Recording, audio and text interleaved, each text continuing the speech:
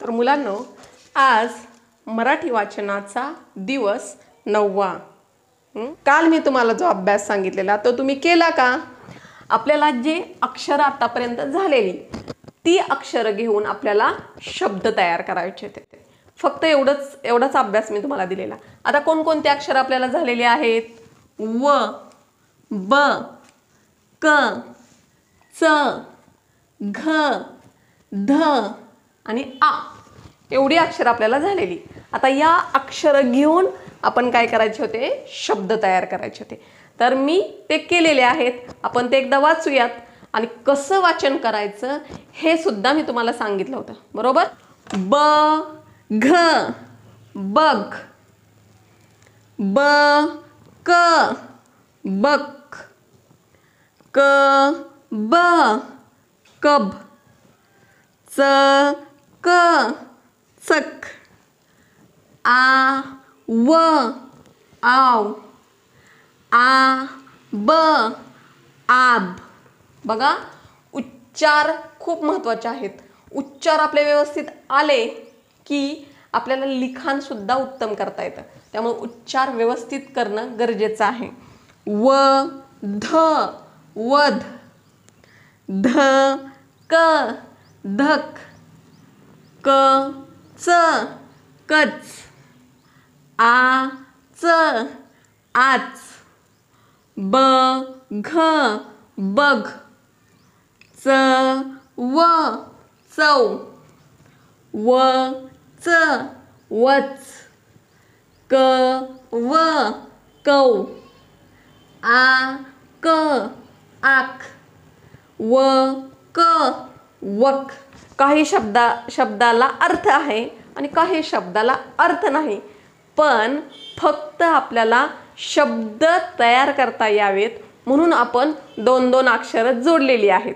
आणि हे 3 अक्षरी शब्द आणि हे आहेत ते 4 अक्षरी शब्द. हे सुद्धा आपल्याला वाचता येणार आहेत. त्या शब्दातलं प्रत्येक अक्षर आपल्या ओळखीचं आहे की नाही, त्यामुळे ते अक्षर बनत जायचं. कसं ते बघूया. क, व, च, कवच. क हे अक्षर माहीत आहे, व हेही अक्षर माहीत आहे आणि च हेही अक्षर आपल्याला झालेलं आहे.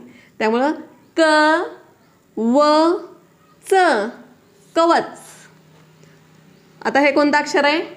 ब. हे च आणि हे क. मग पूर्णपणे काय तयार होतं? बचक. एकदम काय वाचायचं? बचक. ध, ब, क. धबक. तुम्हाला लगेच नाही वाचता येणार, पण आपण हळूहळू प्रयत्न केला की आपल्याला पूर्ण शब्द वाचता येतो. बघा, ध, ब, क. धबक. आ, व, क. माझ्या पाठीमागं मी जसं बोलते तसं तुम्ही सुद्धा वाचायला शिकायचं. आ, व, क. आवक. आ, व, क. आवक. आता 4 अक्षरी शब्द मोठे दिसतात, पण त्या शब्दातला प्रत्येक अक्षर आपल्याला वाचता येतं. क, च, क, च. काय शब्द तयार झाला? कच. कच. बघा, कच, कच. च, क, च, क. बघा, चक, चक. झाला की नाही शब्द तयार? ध, क, ध, क. धगधग. आता हा शब्द आहे ब, क, ब, क. बक, बक. आजचा नवीन शब्द आहे टरबूज. टरबूज. कोणता शब्द आहे हा? टरबूज. कोणता शब्द आहे हा? टरबूज. नीट लक्षात ठेवा. कोणता शब्द आहे? टरबूज. आजचा अक्षर कोणता आहे? ट. टरबूज, ट. कोणता अक्षर आहे? ट. टरबूज, ट. ट, टरबूज. टरबूज, ट. ट या अक्षराची आपल्या अक्षर गटामध्ये वाढ झालेली आहे आणि या अक्षर गटानुसार पुन्हा आपल्याला शब्द तयार करायचे आहेत। आता कोणतीही 2 अक्षर आपण घेऊया, तर मी 2 अक्षर या अक्षर गटातून घेते। एक घेतला मी क, तो इथं मी जोडते आणि एक घेतला ट। कोणती 2 अक्षरे मी घेतले? क आणि ट।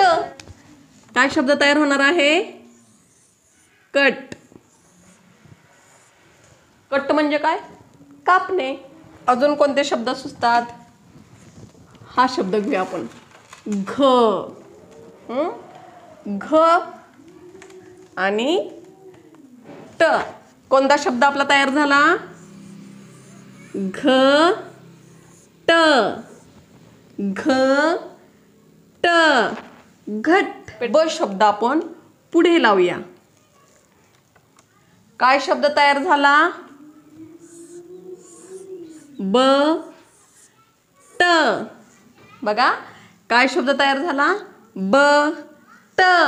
वरचाच अक्षर गट घेऊन मी परत नवीन शब्द तयार केले आणि ट क, टक। च ट, चट। च व, चव। आ ट, आट। ब ट, बट। ट च, टच। क ट, कट। ट ब, टब। घ ट, घट। ढ ट, धट। आता 3 अक्षरी शब्द। आता बघा मुलं 3 अक्षरी शब्द म्हणलं की घाबरतात, कारण शब्द मोठा दिसतो ना, पण घाबरण्यासारखं काहीच नाही, त्यातील प्रत्येक अक्षर आपण ओळखतो ना, त्यामुळे एक एक अक्षर आधी वाचत जायचं। ब च क, बचक। आता हा पूर्ण शब्द वाचताना पटकन मुलांना वाचता येणार नाही। ब च क, बचक। च ट क, चटक।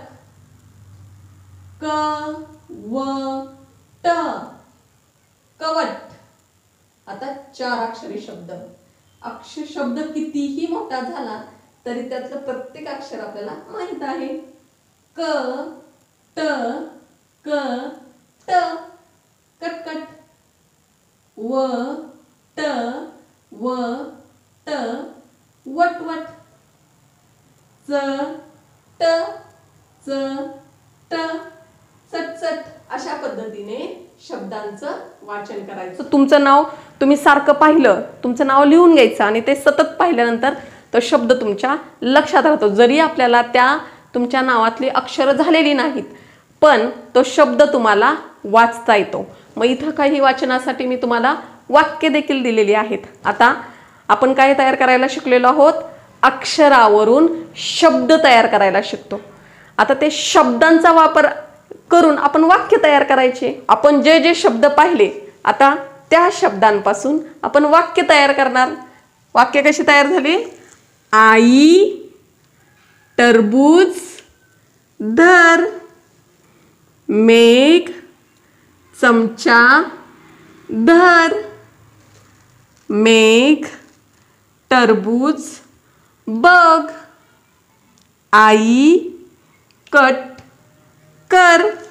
म्हणजेच मुलांना अक्षरही जमू लागली, शब्द सुद्धा यायला लागले आणि वाक्य देखील येऊ लागली वाचायला। आज आपला 9वा दिवस संपलेला आहे।